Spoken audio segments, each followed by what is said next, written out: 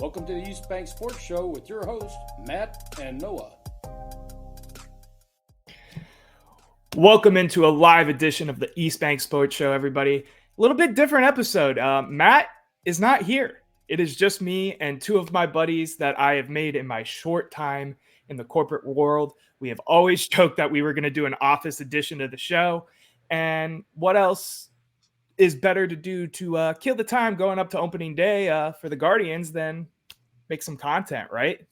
I want to introduce my two friends. We'll start down below. Eric, say what's up to everybody. Give them some background.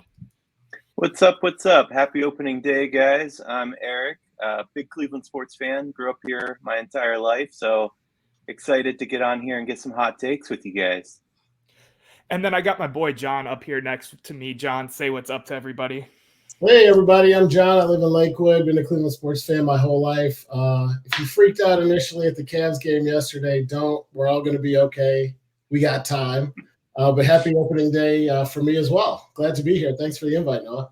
And look at all of us being all festive in our Guardians gear today. Eric's got the hat and the polo on. You got the quarter zip. Of course, I'm being a little more casual. Bo Naylor jersey on for opening day. They aren't even starting my boy. They're playing Hedges tonight with Bieber, which kind of makes sense, but it's whatever. We got some topics to talk about. So the goal with this live episode is to kind of talk more broad, more casual. You know, we don't have all the production that we do with the regular show. We don't have, all three of us using like studio mics or anything. We're just honestly three friends hanging out, talking sports for the next 45 minutes, hoping to help you guys pass time into opening day. So the first topic I would like to talk about today, we are a Cleveland sports podcast after all, so I feel like we should at least start with Cleveland sports. The Haslams gave a stadium update about 2 days ago. Eric, I want to hear your reaction because we started getting into it in the office today, and then we backpedaled because we knew we were going to do this tonight. Yeah, I mean, first of all, do the Browns need a new stadium right now? The answer is probably yes. I see Noah's disagreeing with me already. Well, yeah. The difference is like they have till 28. That's the only reason I shook my head, to be fair. For sure. I mean, is it a desperate need? No, but the stadium itself is falling behind a little bit. When you got Jerry World, you got Atlanta, you got LA. We see these beautiful stadiums, and now the Browns, by comparison, it looks a little terrible. But the real argument is, where are they going to be? Should public money be used? And that's where you get me split. I will say that I'm a big dome guy. I think the whole Cleveland weather gives us an advantage thing. I mean, just look at our record. It hasn't given us an advantage. It doesn't give Chicago an advantage. I don't think that's a thing. So I'd love to see a dome. I equally like being on the lake. I know that that's kind of a hot take with some people now. They think that should be redeveloped. But honestly, if the Browns do move to Brook Park, which I think is a terrible location, but set that aside, if they do end up moving, what's going to happen with the lakefront there? There's still terrible access. I know there's talks about a land bridge, that sort of thing, but it's really disconnected down there compared to the rest of downtown. And I'm not convinced that, people are like, it should be like Chicago. That would be great. I wish we did use our lake like Chicago. I just don't think it's going to happen. Yeah, and to give some background real quick too, and I wrote an article about this. If you guys haven't checked it out, go look over at fansfirstsports.com. My name's Noah, by the way, in case you didn't know. Now you know. That the Haslams came out and basically said, it's Brook Park or the lakefront. And there was a lot of ideas floating around about maybe moving the UP or the USPS. There was ideas about, maybe putting it somewhere else closer to the city, maybe over by like all those old factories on the east side that are kind of just filled. There's like a beverage distributor over there or something like that. But they basically came out and said that it was either Brook Park or renovate the stadium on the lakefront. John, what was your reaction? I know you actually sat down and listened to some of the interview. Yeah, I think first and foremost, I guess to start where Eric started, we do need a new stadium. There's a lot of books out there about like false start, how the Browns were set up to fail in '99. It's been a long time since then, but the stadium was a piece of it. Everything was rushed. Nothing was well thought out. We invented the game like 45 minutes from here. You look at Lucas Oil, you look at Jerryland, even you look at Baltimore and Pittsburgh, even the outdoor stadiums in the division, they just had a lot more character and a more of an homage to like the city that they're in. So I've been an anti-fan, totally against the stadium darn near since they built it. So I love the fact that we're going to get something new. The interview was interesting. I think what people forget in Cleveland, like we feel so strongly about our teams and we love the Browns so much that we feel like we own them. And when it comes to a lot of things, the jersey sales and bringing our kids into this crazy fraternity and sorority of ups and downs throughout every season, it's easy to see why that is. But Jimmy and Dee own the team. It's theirs to do with as they please. And as long as they don't move the team to like Baltimore, I'm 100% okay with them moving it wherever they want. If Jimmy and Dee are going to front the money, they want to build an indoor stadium. We want to try to get concerts and events, maybe a Super Bowl. I think that's still a heavy lift given the infrastructure, but it gives us a better chance. I think it's great. And one of the things that I keep hearing is like, what about the lakefront? What about downtown? What about the business owners? The Browns play down there, 8 or 9 times a year? I mean, if you want to throw in preseason, we're talking 11. So you have 350 other days conservatively to draw all of your attention. It's not like the Guardians are leaving town. It's not like the Cavs where you have a ton of home games. I'm excited at the proposition. I'll support the team wherever the stadium lands. And if Jimmy and Dee are going to foot the bill and they want to put it in Brook Park, as long as the prices are reasonable, I'll be there rooting on the Browns every Sunday for sure, every Sunday that I can. But the key piece of it that we were getting into is, are Jimmy and Dee going to foot the bill? Because to move it to Brook Park and then ask us for $1 billion is a whole different discussion. Well, let me touch on that real quick, because I think 100% there's going to be some taxpayer dollars involved with this. There's no way that they're going to foot the bill. No ownership group, foots the bill for a stadium anymore. The city, the state, the county are always involved with that.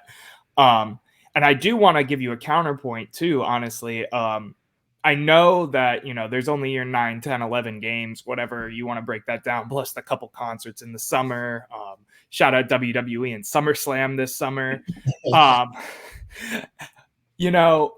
There's nothing like walking around downtown, whether it be where I'm at in the East Bank of the Flats, the namesake of the show, whether it be in the Muni lot, whether it be, passed over by the Cleveland sign on the pier where I go tailgate sometimes. There's nothing like Cleveland football in downtown Cleveland on a game day. And I think a lot of people are hung up, and myself included. I would love for the team to be downtown. I don't think the lakefront location makes any sense anymore. The parking's terrible. The walk's terrible. The location's terrible. The stadium was built terrible, like you said, John. I just don't like picking up this team who is, traditionally always played downtown, whether it be at Municipal Stadium or Cleveland Browns Stadium now, First Energy, whatever you want to call it. I don't like picking that team up and moving it 20 minutes down, the freeway by the airport. The location sucks, kind of like Eric said. I'm for a dome. That helps. The land's great. That helps. But being 20 minutes away with nothing, no development other than the airport there and a Ford factory, there's a factory over there. What are you going to do other than, go there when the games are going on? And, there's Jerryland and there's Gillette and all that. Like Eric said too, who's going to go visit those businesses, those restaurants in Brook Park when it's not a game day? It's kind of defeating both of those evils. Do you guys have any thoughts, opinions on that? Yeah, listen, you're absolutely right. Nobody's going to go there and visit these restaurants.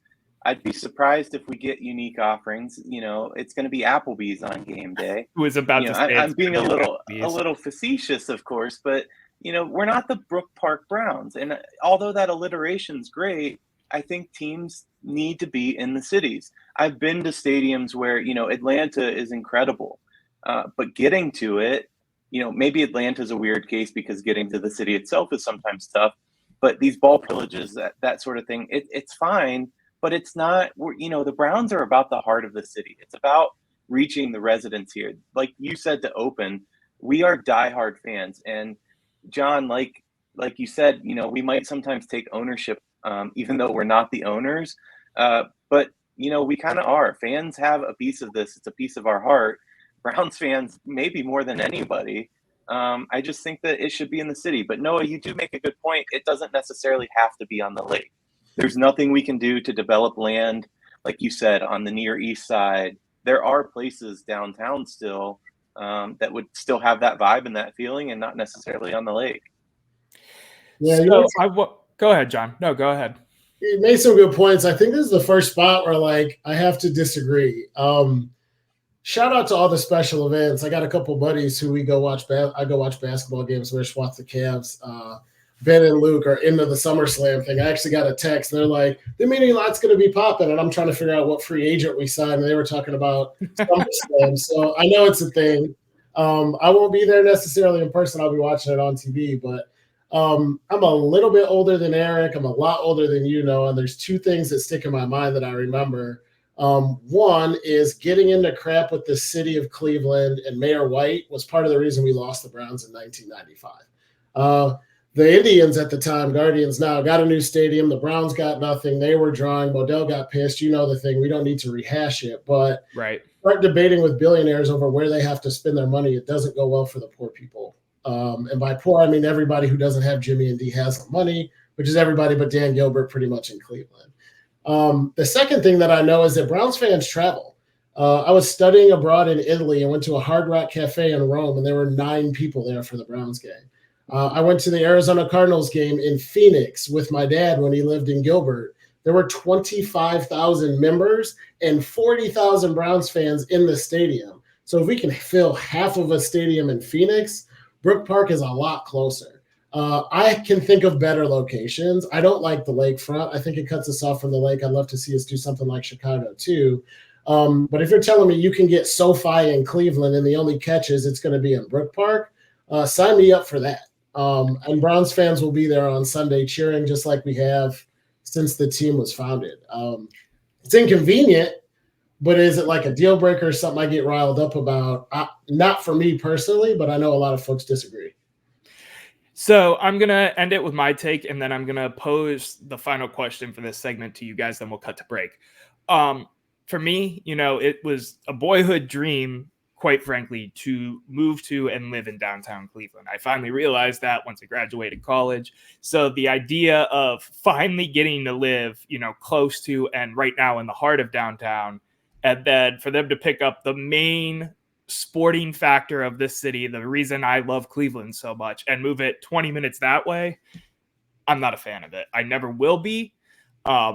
I also get there's, you got to do what you got to do. Stadiums are a complete shit show when it comes to trying to figure out what you're going to do with them. That's why they're talking about it now in 24 when the lease is up in 28. With that being said, we're going to leave it at this. We're going to pose a question, and I want you both to answer it. We'll kind of debate it real quick, and then we'll move on. Be all end all right now today. Renovate the lakefront or move to Brook Park? Eric, go first. Man, it's a tough question. I think I am siding with renovate. When you pose it as an if or and there's only one solution there, it's tough to decide. But I just think that there's so many more factors involved. We didn't even touch on, we just brushed past that. I do think the use of public funds is such a terrible thing. I think those funds should go to more things like social services and actually things for the residents of Cleveland and Cuyahoga County. But putting that aside, we talk about all the time the resurgence of downtown, getting people back to downtown, spending money, going out, staying in hotels. I think removing the Browns, removing eventual concerts there, even though you are limited right now, it hurts the city and it hurts the team. John, go ahead. I say move. I don't love the lakefront. I would prefer to stay downtown elsewhere, but given those two choices, I say move. Give me SoFi in Brook Park. It's 15 minutes. Grab an Uber. And the most important thing, as we know, is winning football games. Because I can tell you right now, if we build that stadium and Deshaun is hosting an AFC championship, you'll feel a lot less strongly about having to go from downtown to a Browns game in Brook Park if we got a chance to bring a Lombardi to Northeast Ohio. So given those choices, I say move it. I'd love to see someplace else downtown, but I think you go to Brook Park. Noah, before you weigh in, I just want to say one more thing. Go and for that it. is just never book a flight on Sunday then, because there's no way you're making that Right. flight. There's no way. No, I'm with you, but I'm against you in my take. I gotta say, move it to Brook Park if it's between the two. I think the lakefront is a logistic nightmare to try to renovate. You got to think about the aspect too. You know, they probably have to go play in a different stadium for a couple years if they renovate. Columbus, I'm good on the Browns being 2 hours away. I don't want them 20 minutes away. If it's one or the other, I'm going Brook Park because I've always been a dome guy. I want a dome. I want to have all the big events that we can. You know, we get some good events as it is. We've had the draft. We have SummerSlam coming up. We've had both All-Star games for the MLB and the NBA. It's only going to help continue to put Cleveland on the map, regardless if that city is down or that stadium is down in the city or up in Brook Park. If the perfect solution was out there, it would be Dome Stadium downtown, but I think we're all in agreement there, right? Or John, are you an open air guy? I think football is meant to be played outside on natural grass. As like I said, the game was invented down the road from us, so I think that's the purest form. But you can bring natural grass inside. They have all kinds of translucent domes. They can put the field on a tray and roll it outside. And it does get cold, man. We can get a lot more stuff in there. I think it's a home field advantage sometimes, but look at who's good. I mean, the game at Arrowhead this year was like one of the coldest in NFL history. It's like 1 trillion degrees below zero. So you got to host the Chiefs, the Bills, the Bengals, the Steelers, the Ravens. I mean, AFC football is going to be cold no matter what. I don't think inside is a bad look or a bad deal at all. I would like natural grass for a player safety perspective, but I'm the same way as a former college football player, as you both know, and some of the people listening probably have heard in the past. I've played on turf. I played on natural grass. I will go grass and, you know, not well-maintained grass over turf any day of the week. It's better temperature controlled. It's easier on the body. All of it. All of it. Every argument you've ever seen out there, I can attest is true. And I don't want to get off on a tangent here, but just for a second, can we touch on how the NFL does not care about safety at all? Because they're banning the hip drop tackle, but, you know, like you said, artificial turf, the whole thing. All the players want natural grass. There's no debate there, and yet that's still not being addressed. I think, and before we go to break here, 100% you'll see within the next 20 years of the league, you'll go all natural grass, and most of the stadiums will go to some sort of dome structure. That's just how I think it'll go. It makes more sense for the owners to invest. It makes more sense for player safety. I do genuinely think the league cares about player safety, so maybe I oppose you in that, Eric, but I think it's easier said than done when we're just now seeing, you know, so like Allegiant has the pull out grass. Arizona had it last year, and that grass was terrible for the Super Bowl. So, you know, there's these gives and takes, the ebbs and flows, and I think they're trying to move in that direction. I just don't know if they have yet. I know they haven't, I should say. That's fair. I mean, call me a cynic, but, you know, until Will Smith came out with TBI brain injuries, the league didn't care about anything but money. But maybe that's just a cynical take. Maybe that can be a topic on the next episode of East Bank Sports Show at the office. We're going to cut for a quick break, and then we'll come back, and we're going to talk some women's college basketball, a little bit different.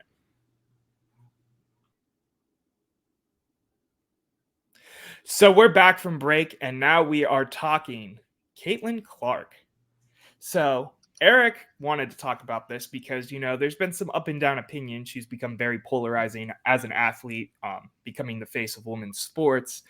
So let's talk Caitlin Clark. She's a current face. Eric, you wanted to talk about this, so I'm going to let you lead us off. Oh, I'm very passionate about this, Noah.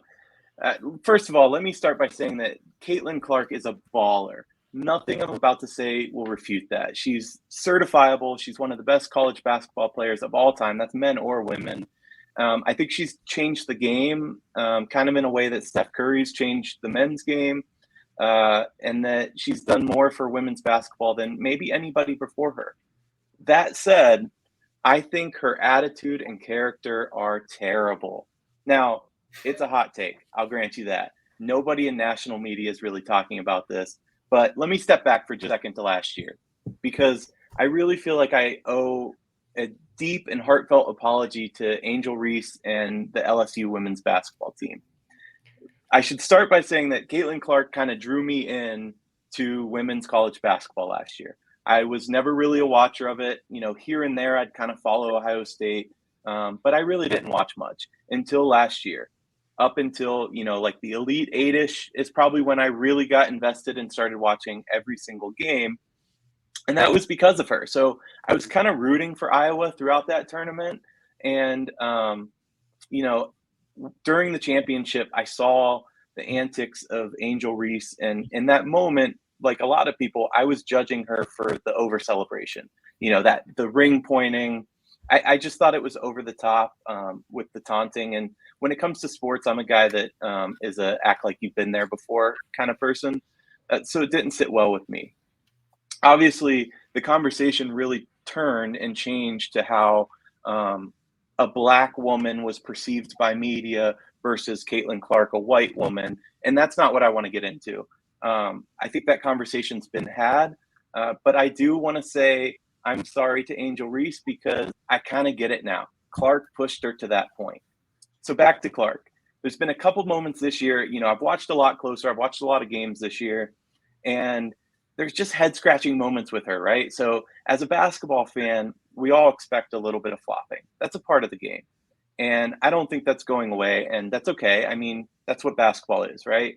But Clark takes it to a whole other level. She's not just flopping on the court, but she's flopping with fans as well. So 2 instances that I just can't get over, and they're both against Ohio State. And I should say, as an Ohio State fan, I'm a little biased in this area. But I think my takes are pretty clear, right? So the first one was pretty infamous. It gained a lot of media attention, but not in the way it should have. So Caitlin Clark just gets beaten overtime by Ohio State. She's running off the court when a fan rushes onto the court and runs into her. They're rushing the court, right? And forget that, I'm not a fan of the whole rushing the court thing. I think that should be probably policed a little bit better for both 100%. Fan and player safety. But anyway, the two collide. Caitlin goes down. The fan moves on to celebrate at center court, but Caitlin goes down hard, right? So much so that her teammates need to carry her off the court. Iowa Nation, those that were still tuning in after the loss, they must have been beside themselves. Their star player had to be carried off and was clearly in agonizing pain. Was it an ACL tear? Was it her Achilles? Well, no, turns out she was absolutely fine. And, oh, by the way, there's another angle to this whole video. So the first video makes it really clear this fan runs into Caitlin Clark, knocks her over. It's terrible, right? But that's not quite the story, because Caitlin Clark not only saw the fan, but initiated contact with her and then proceeded on with her Oscar-worthy performance. So that's number one, right? Number two just happened a couple weeks ago, also against Ohio State, but this time at Iowa. So this during the game, but a similar incident. So Caitlin Clark initiates contact with an Ohio State player. The ball wasn't in play, by the way. From what I remember, I think somebody else had been fouled during the action, and they were kind of walking to the foul line. So she walks up from behind, initiates contact and bumps the Ohio State player, and then goes down drawing a foul, technical foul, if I remember correctly. They don't look at it. The foul stands. Iowa goes on to win the game. They won big, so I'm not claiming it had anything to do with the call. But once again, Caitlin Clark is putting on this show of being fouled, initiating contact in a really weird way, right? This isn't driving to the hoop. So my point is that although Caitlin Clark strives and pretends to be a role model, I think it's just that. I think she's just pretending because, like I said, I get initiating contact when you're driving the lane or you're pulling up for a jumper. That's part of the tactical awareness that comes with playing basketball. And good players are going to use that to their advantage. When I played basketball, I would do the same thing. You drive the lane, you initiate that contact, you put your shot up. But that's not what this is about. This is about Caitlin Clark playing victim and pretending. And anybody that's doing that, especially with a fan after the game, she's going out of her way. She's a sore loser. I can't wait until Iowa's put in their place again this year, which I think is going to happen. I do think they get past LSU if that rematch happens in a week. But they're not beating UConn. They're not beating USC. And they're certainly not beating South Carolina. But I digress. One last point here, because I want to hear your guys' take. One last point and I'll be done. I can't stand the hand waving when she doesn't get a call either. I hate it in soccer and I hate it in basketball. Get your ass back down the court and play some defense instead of begging for a call, which, by the way, she doesn't play any defense. So I used to be a Caitlin Clark fan, not a fan anymore. I'm a Paige Beckers fan. I'm a Juju Watkins fan. I'm an Angel Reese fan, but I am not a Caitlin Clark fan. That was loaded. John, I'm going to let you go first. I have some thoughts already, but I'm going to let you go first, John. Yeah. So maybe start out with what I do agree with. You talk about her antics and throwing the hands up after calls, some of the on-court, off-court stuff, things last year with pointing at the ring finger. I can't argue any of that. Those things happened. And I saw them, and it's not like you misreported it or I saw something different. You talk about the attitude and the flopping. I think anybody who's ever played basketball anywhere from your local Y all the way to the highest levels of the NBA is guilty of flopping 20% of the time. I think she's a little bit more under the microscope because of who she is and what she's done for the game. I am a Caitlin Clark fan. And I have a thought and then a question. The reason I'm a fan is we talked about this before. I got 4 daughters.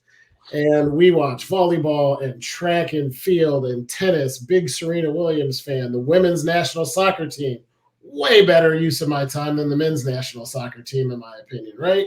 So we're trying to get women's sports at least up a stair, if not on the even level with men's sports. And Caitlin Clark has single-handedly done something for the entire sport of women's basketball that Candace Parker didn't do, and that Cheryl Miller didn't do, Lisa Leslie, and the greats of the WNBA. I could go on forever. We're talking about women's basketball in March. To my point, we didn't come on today to talk about the men's tournament. I mean, I'm a North Carolina, Ohio State fan first and foremost, way up here. But my second favorite college basketball team is North Carolina. They're like playing now, and I would rather be talking about this with you about Caitlin Clark. That's how much she's done for the game in the last couple of years. And I'm just really excited to see what she does. Probably saw the late breaking news. It seems that Ice Cube agrees with me because he threw out a $5 million offer for her to play 3-ball. We'll see how that plays out. That's another rabbit hole maybe we'll get down in a second. But the other side of Eric's argument that I kind of like disagreed with or would pose another question to is agreed on pretty much everything you say. But if you pick your favorite men's basketball player of the last 50 years, did they not do the exact same things? Was Kobe Bryant a good loser? Does LeBron not flop? Does Draymond Green not have an attitude issue where he always causes problems? Do we not see anything from Dennis Rodman way back in the day kicking a cameraman to the malice at the palace? Like, things happen. The more popular you are, the more you matter in the sports world, the more cameras are on you. We live at a time where everybody's connected. There's a phone and a camera in everybody's hand. So she, mixed it up a little bit with a couple fans and got pissed because she lost, right? I want that. If I'm an Iowa fan and she's, one of the things I hate the most about the NBA is these guys battle and they fight and they're head to head and you see these rivalries. And as soon as the final horn blows, everybody's hugging and they're talking about after game plans. I kind of want my sports heroes to hate the teams that they're playing still, right? I think back to the time when the NBA was like a bad boy league, right? Like, give me Charles Oakley and Patrick Ewing. They didn't like Michael Jordan at all. And I think her attitude and some of the things that she does, A, she wouldn't come under criticism for if she were a man, and B, it's kind of what we look for and root for in their male counterparts. So, again, Aaron, I don't disagree with your assessment of her behavior or anything that she did. I just don't feel that strongly about it. And I am a fan because she does have that passion and kind of gets under people's skin. Steph Curry is annoying. Giannis is annoying. Depends on what team you root for. Reggie Miller's not welcome in New York City. I can tell you that because he pissed people off. So don't disagree with how you assess the situation. Just disagree on its impact because I'm a huge Caitlin Clark fan. And I'm hoping that she does the same thing for the pro game. Let me just address one thing real quick that you said, John, because you brought up, without saying his name, you brought up LeBron, you brought up Kobe, you brought up Jordan. I absolutely agree with your take that I want some of that fire. Where I disagree is, maybe with the exception of LeBron, when those two lost, when Jordan and Kobe lost, they didn't run into a fan and fake an injury. They got back in the gym and pushed themselves harder and further and pushed their teammates. Yeah, there was hate on the court. They weren't faking it. It was real for 99.99% of it. So that's where I disagree with your take there. That's fair. I can't argue with that. I'll just caveat it by saying this. If over the whole span of Caitlin Clark's career, that's the worst thing she does, she's still in the top 5% in terms of behavior. So, I mean, she's like, what, 21? She's still a kid. Let's give her a pass. It wasn't a great Hey now with the kid comment. And by the way, you said Draymond. No, F Draymond. I hate that guy. Yeah, Draymond was a terrible example. That was the first thing I was coming at you with. Cavs fan. What was that? Because we're Cavs fans. I don't like Draymond either. He threw a punch at anyway, I digress. Let's get back into this for a second. I want to give my flop because I'm kind of in between both of you, right? The flop with the game when they lost to Ohio State where she got carried off. I think that's so immature, egregious, whatever. Again, she is younger. She is, a college basketball player at the end of the day. With that being said, the things that girl has done for women's sports, to John's point, has far outweighed anything else in my mind. Obviously she's not a saint and can do no wrong, but as of right now, John's right. I mean, LeBron James is known for doing this. Us three don't care about it because he got us a championship ring. Caitlin Clark is the face of women's sports, and she isn't even in the WNBA yet. Come, 6 months from now, she's going to have her own shoe, her own commercial deals. The WNBA ratings are going to probably skyrocket because of her. Hard to disagree there. You don't think they're going to skyrocket at all? No, I don't. In fact, I was just talking to a different coworker about this the other day, a female who happened to agree with me that it's not going to translate over. There's too many issues with the WNBA game. I'm hoping that she can be that spark. And I agree with what you guys are saying. She has done so much for the women's game. I don't disagree with that at all. And I want to see women's sports at the forefront where it should be. But the game is different. It's so much slower. It's so much harder to watch. There's a reason that the NCAA and what she's doing in college basketball is getting so much attention. I hope you're right, but I just don't think so. I think it's pivoting, though, because, you're starting to see more of these Sabrina Ionescu from Oregon is on the New York Liberty now, has her own shoes. I would argue is the face of that league right now just because of all the branding around her. Obviously, I do not think she is the best player in the WNBA. There are other players out there, but she's arguably the face of the league in terms of a branding standpoint. And when have you ever been able to say that before about, female sports? I just think this is, I don't want to say the Renaissance because it's really not the Renaissance, but maybe more the golden era of women's sports, and Caitlin Clark, taking that leap to the professional side, or maybe even the big three side from Ice Cube, who knows, is going to be that leap that, helps put that league and, other leagues, on the map. They're trying to have a women's softball league they're trying to get it more popular. That's a professional league right now. I actually love the whole concept behind the women's sports thing. I took a class on it before I graduated college. It was my last sports curriculum class. I'm a physical education minor, and I had to take classes for that. The last class I took was women in sports, and it was probably my favorite class in that whole curriculum because it was so interesting, all the stuff that they're trying to do, to John's point, to take it up a step for women's sports. And maybe eventually even. Go ahead, John. Yeah, I'll throw something else in there. Sorry to bump heads with you there, Noah. But we were talking about basketball, but I'm looking at the banner below us, the face of women's sports. Go back to the girl dad thing. I have a 14-year-old who plays club volleyball, and we went to a tournament at Cedar Point. There were 20 courts full. Each of the 20 courts had 4 teams playing on it from 7 a.m. till 2 p.m., and we had to be out by 2:30, so at 3 o'clock they could start the second group of 20 courts times 4 teams coming in. There's parents, there's driving, there's hotels. I mean, we're going to their regional tournament in Columbus. It's supposed to bring multiple millions of dollars in, and we're talking about 14-year-old club volleyball. There is this groundswell that's kind of drafting on Title IX, right? When we were kids, they started using the money equally across women's sports. Now there's a generation of kids growing up who won't know what it's like to not see women's sports on TV all the time, to not have their favorite players get pro deals. There's a pro volleyball league. They have a team in Columbus, and I'm thinking about getting tickets because it's pro volleyball. My daughter plays volleyball. The Caitlin Clarks of the world make this possible for the people to come in behind them, and that's what's so much more impactful.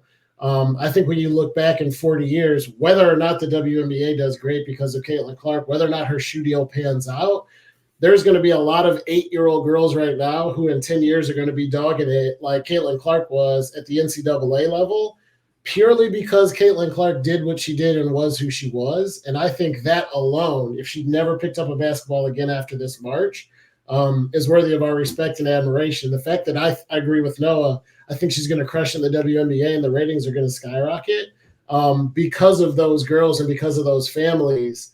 I don't think it can be overstated.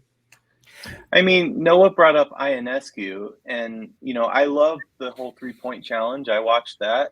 But out of the 3 of us, please let me know which one of us I have not watched a New York Liberty game this year. Well, they're not in season right now either. They go in season after season. That's fair. And that's part of the reason I actually think that the WNBA is just a tough, you're following an NBA season, you're encroaching on baseball season. They're in a weird position there. Listen, I hope you guys are right. I hope she lights it on fire. I hope the WNBA becomes more interesting. You guys both know I'm a huge tennis fan and that I play tennis. So I watch and follow the women in tennis just as much as I watch and follow the men's. I don't prefer men over women or women over men in that sport. I equally enjoy both, but that's because the competition is there.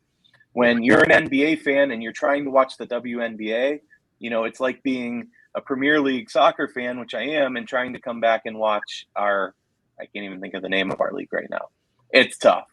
And I think the same can be said. It's fair.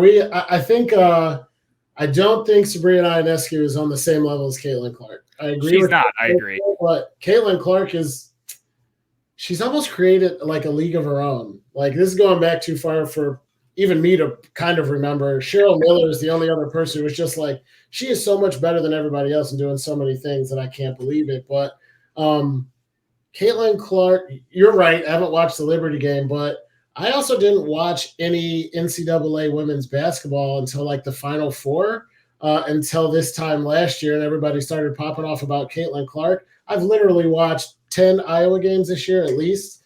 And I want to check this, but I think women's college basketball did better TV ratings slightly than men's college basketball over this whole season. That is different than the Sabrina Ionescu effect. She's a baller. She's great. Love her too, but she is not at the level I think that Caitlin Clark is. Talent-wise, maybe so. We'll see. But at the celebrity level of Caitlin Clark now, I don't think it's a fair comparison. So do you think, first of all, let me just say that, I do agree with you guys that she's human. She's young. She's a kid. Sorry, Noah. She's going to make mistakes. I 100% agree with you guys on that. So, I could set those two things aside, even though I think it takes a serious character flaw to fake an injury and initiate contact with a fan. But setting that aside, I do wonder, and this is kind of, a different conversation at this point, what effect will she have in the WNBA? Because here's what I'm getting at. It is going to be faster. And what I mean by faster, I'm not contradicting myself. I just said the game is slow, but faster in a sense that they're better athletes. These are the best of the best women now. She is an offensive threat. She can drive. She can shoot the three. She can't play defense, and her mid-range is really suspect. We saw that in the last couple games. West Virginia really stymied her, And I do just wonder how she'll translate to the WNBA. It's a fair question. I mean, time will tell. I think she's going to ball out there like she did in college, but to just anoint her the greatest women's basketball player of all time in the WNBA before she's even, before the first tip of her first game is premature. I just think whether she fails or succeeds and whether she plays great or she doesn't, at least for a season or two, people are just going to want to see the Caitlin Clark show and its next stop. I can't see a shooter with her caliber and an offensive player with her skills falling on their face the offensive end of the floor. She doesn't play defense. I mean, neither do they in the NBA until the playoffs. I mean, Steph Curry doesn't play a lot of defense, but he throws it up from half court, it goes in, and people go crazy. So that's what I'm looking for. Here's my thing too. Like, you get these once in a generational talents per se, right? These faces, these big names. You have I think back like Andrew Luck's like the first one that comes to my mind, because that was when I was really, really getting into football and not just being like young and go Browns and is it Brandon Whedon this week or who's whatever, you know what I mean? I'm just using examples. I was paying attention to football at the Brandon Whedon stage, but let's go back before that. Whatever. I digress. You see these players come into the league and very rarely do they just not pan out at all. The floor to me, I think, is like an Andrew Wiggins. The ceiling to me is, LeBron, MJ. Well, LeBron, not MJ. MJ was, but LeBron, Shaq, that kind of thing. I just don't see a world where she doesn't pan out in the WNBA and doesn't make $1 bazillion on top of that. Being the face of women's sports and more importantly, the WNBA with star power in that league now, like Sabrina, like Bird, all of those girls that are in that league right now, tearing it up. You know what I mean? Yeah. I don't think you were wrong in saying Jordan at first, because I think she has more of that mental fire than LeBron does. We talk about all the time. If LeBron had Mamba mentality, if he had Jordan mentality, he would have 15 rings right now. Not to say, I am a LeBron is the best overall player of all time. Right. That's another argument. Yeah, right. But I think she does have that fire. And, I agree with you. I think she will succeed. I have to question it because, like John said, she hasn't taken a single tip. But honestly, I would be more likely to watch her in the big three. Ice Cube, if you're listening, I'll put $1 of my own money towards getting her there. I think that would be more fun. Let me ask you guys this, just out of my own curiosity, live and in color. Have either of you actually sat down and watched a Big Three game? Because I haven't. If I'm being honest, I have not. Yeah, guilty as charged. I can't say I know all the teams and the players and know the plot lines and how the play. They play like 8 games. There's like 2 games in the playoffs. It's a super short season. I think it was more a function of there being literally nothing else on at the time and me being a sports junkie. But yes, I sat down, watched a whole day of Big Three basketball programming. I'm no savant and I'm no expert on it, but I've watched it. What about you, Eric? I agree with John. Yeah, I couldn't tell you a single player. I could barely tell you the format of it, but I have watched when it initially debuted, which was that during COVID? Because that sounds right. I think they did like a bubble in Vegas or something like that. Yeah, when I was looking for sports, period. You had the bubble NBA, like nothing was going on. Stadiums were silent. But yeah, lately, not a chance. Fun fact real quick, just because we're on a tangent. That's how I got back into WWE after being like out of it when I was like 11 or 12. I was so desperate for sports content and they were just wrestling in empty arenas. And it was, at least relatively close to competitive, athletics that me and my stepdad and my mom would sit down and watch it in quarantine every Monday, Friday, pay-per-view, that kind of thing. So I digress on that. I call it the Olympic effect. When the Olympics come around, like, do you watch pole vaulting or curling for 3 years and 11 months? No, you don't watch any of it. It's not even on TV. And as soon as you hear like the opening games and they play the national anthem, you're like, I think we're strong in the men's butterfly. What the hell they're talking about? You're not wrong, but you know what? just hear me out for a second, because I've been wanting to do this for years. I think what would make the Olympic Games even better, because you're right, there's a lot of viewability, and all of a sudden we're experts on gymnastics when I can't even tell you what a back handspring is. But here's what you do. Before every event, you have 3 average men, 3 average women attempt to do whatever the sport is. They attempt to pole vault, they attempt to do the pummel, they attempt whatever, and they attempt to swim, hell, one length of a pool. And you see by comparison what these athletes do, because I think it's easy to watch the Olympics and say, they're shooting. That's not hard. I could do that. Or, they're walking in skis and then shooting or whatever the thing is. That's not that hard. Some of these sports, but it is extremely hard. They're athletes that have trained their whole lives. And I would love to see the comparison with your average Joe.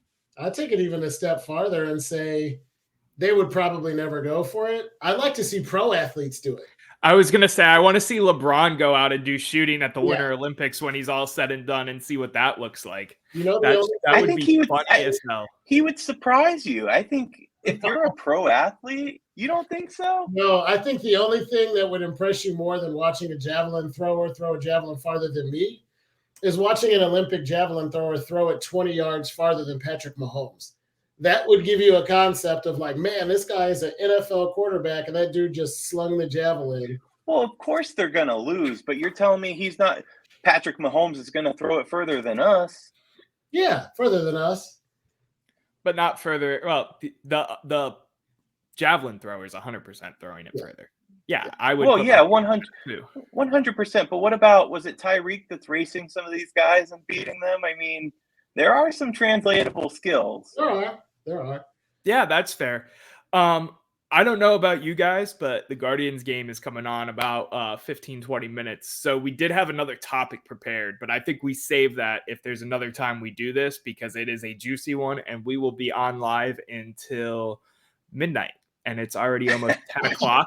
So I'm going to wrap this up. We went super off topic. We were talking Olympics. Final thoughts and takes in general, the scope of sports. Let's keep it in Cleveland, though. John, you want to go with a final take first, or Eric, whichever one of you are prepared first? Yeah, I'm gonna start off by breaking a rule, but I'll relate it to Cleveland. Okay. The NFL is kind of moving out of the end of season Super Bowl and into draft season, and looking back at the last season and what the Chiefs did. My hot take for the day is, when you go apples to apples from the start of their career to the end of their career and look at their entire body of work and impact they had on the game and their team, that Andy Reid is a better football coach than Bill Belichick. Not only is he a better coach, he's more valuable coach, he's more skilled. We get into who's the greatest coach of all time, and I get frustrated because people forget that Paul Brown invented modern football, and I just jumped to that stuff. But look at what Andy Reid did in 2 different places with 2 different squads at 2 different times. And look at what Bill Belichick did when he didn't have Tom Brady. I know rings are important. He might be the most decorated coach of all time. He's certainly one of the greats. But if Stefanski were gone tomorrow and I could hire anybody alive who's been an NFL head coach, I'm pulling Andy Reid in before I'm interviewing Belichick. I could agree with that, especially when it's all said and done. I could see that being not so spicy. It's just spicy now because of the Tom Brady and Belichick era being not so far away yet. Eric, spicy, hot, flaming take. Go for it. Yeah, I mean, well, first of all, you guys are nuts. Belichick is one of the greatest coaches of all time. But setting that aside, the key word is one of. Fair. I will keep it with Cleveland, though. Opening day is tonight. I'm going to go watch some baseball. But this is my hot take. I'm a baseball guy. I grew up playing the sport. I'm not watching baseball this season for the Guardians to win. I'm watching hoping the Dodgers will lose.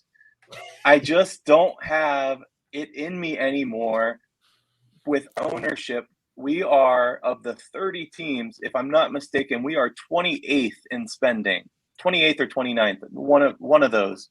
Yeah. We're bottom of the barrel is my point. And it's really hard. Baseball is a money game. I get it. We don't have the right ownership. We're in Cleveland. It's tough to compete with LA and New York, and that doesn't necessarily guarantee championships. But I'm just tired. I'm exhausted. We lost in 2016, and that broke my heart. We lost in 97 and broke my 6-year-old kid heart. 95, I don't really remember, but it broke my heart too. And it just feels like we keep going backwards. We need new ownership. We need new ownership. We need new ownership. So, as much as I'm looking forward to the baseball season kicking off, and there are some interesting headlines with the Guardians this year, I'm just not as excited for them because we are not a World Series team. We'll be lucky if we're a playoff team, and that's just sad. I can't hate on that take. I'm a hater. Like, the only reason I'm a North Carolina fan is because I hated Duke growing up. I can't stand the Cowboys and Niners because Troy Aikman and Joe Montana were so good when I was a kid. The Dodgers just haven't gotten there for me yet. I think I will hate them in 5 years because I think they're going to rattle off 4 of the next 5 or something crazy. But I hear you, though. I'll be there with you soon, I bet. So my spicy take, and I agree with everything, Eric, that you said, but I'm trying to keep it spicy, and I'm throwing my hat into the ring right now. I think our offense, in terms of baseball, with the Guardians, with Miles Straw being gone now, Freeman's playing center tonight. Year 2 of Bo Naylor, shout out the Bo Naylor jersey, playing catcher. I think our offense is going to take a step up this year. I don't think they're going to be lights out batting, home run, home run, home run, home run, everybody over 300. But I do think it's going to be a lot more entertaining in terms of the offensive side of baseball this year, just because of all the youth. And, there's probably a chance Chase the Lauder gets called up this year amongst some other younger players that are absolute firecrackers behind the plate. So that's my bold take, is that we are eventually, hopefully, this is the season we get some fun offensive baseball. I hope you're right. And I am interested. I mean, did you see the lineup coming out tonight? Jose Ramirez is batting in the 2-hole. I think that's fascinating. And I like it too. I mean, I'm excited to see. I miss Tito already. Don't get me wrong. I'm not pissing on Tito's grave, his early grave, his coaching grave. But I am excited to see what changes our new coach can bring and what the season will look like. I'm very excited for Vogt to get in there and, see what happens with this young team. I think it's a great time. We aren't spending money, and I agree, the Dolan should sell the team. I've been saying that before I even paid attention to baseball. Yeah, it's there. You can't do it today, but there's this whole take on power hitting to say don't put him at 4-5, put him at 1-2, because over the course of a season they get like 80 more at bats. And for a team as bereft of offense as the Guardians, putting J Ram in the 2-hole is excellent. That's why I see better pitches. Yeah. I mean, you're seeing quality pitches there. Isn't it Naylor at 3 too? Is it Naylor or Jimenez at the 3-hole? Do either of you know? No. Nope. It's not worth it. It's not worth it. We'll just wrap it up for the day so we can all go watch baseball. Thank you to everybody that tuned in live. Thank you to everybody that is listening. This is the East Bank Sports Show, part of the Fans First Sports Network, as well as part of the Fanatical Elves Network. Hope you enjoyed me bringing John and Eric on. Probably bring them back at some point, do this again. This has been fun. Longer episode, more relaxed. I am your host, Noah. Everybody have a great rest of your week, and tune in next time when me and Matt are back doing our thing. Thank you.